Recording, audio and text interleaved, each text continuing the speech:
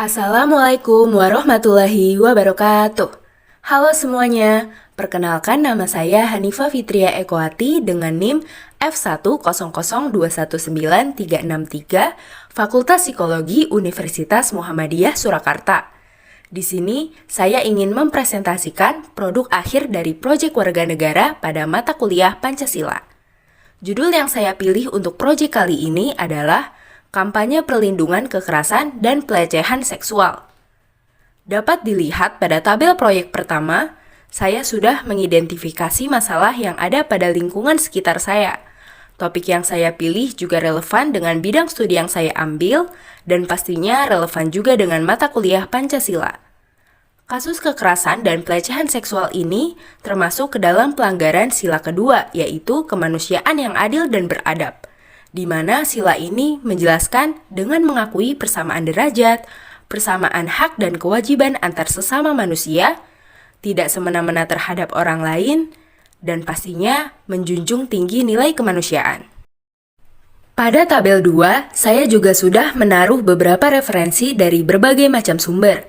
Yang pertama ada buku karya Abdul Wahid dan Muhammad Irfan, yaitu Perlindungan Terhadap Korban Kekerasan Seksual, Advokasi dan Hak Perempuan yang diterbitkan pada tahun 2001.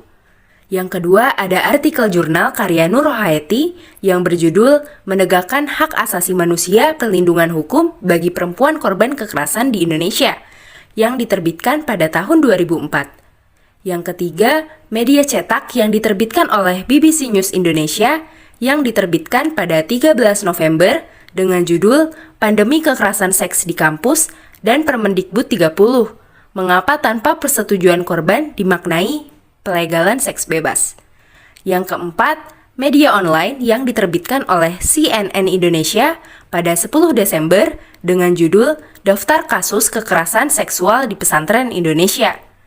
Lalu ada Peraturan Perundang-undangan Pasal 294 Ayat 2 KUHP Indonesia. Dan yang terakhir, bersumber dari Al-Quran dalam Quran Surat Al-Mu'minun. Pada tabel ketiga, saya sudah menjelaskan di presentasi pilot project.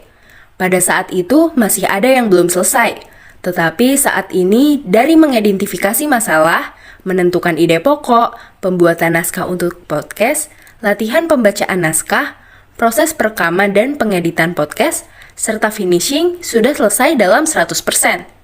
Manfaat yang diperoleh dalam produk podcast adalah kita dapat menyerukan sebuah pengetahuan tentang pentingnya kesadaran masyarakat dalam menghadapi peristiwa kekerasan dan pelecehan yang ada di Indonesia melalui media yang sangat praktis dan mudah diakses oleh siapa saja. Dapat dilihat, ini adalah produk akhir dari proyek warga negara yang saya buat. Anda dapat mendengarkan podcast via Spotify di link berikut ini. Oke, cukup sampai di sini presentasi dari saya.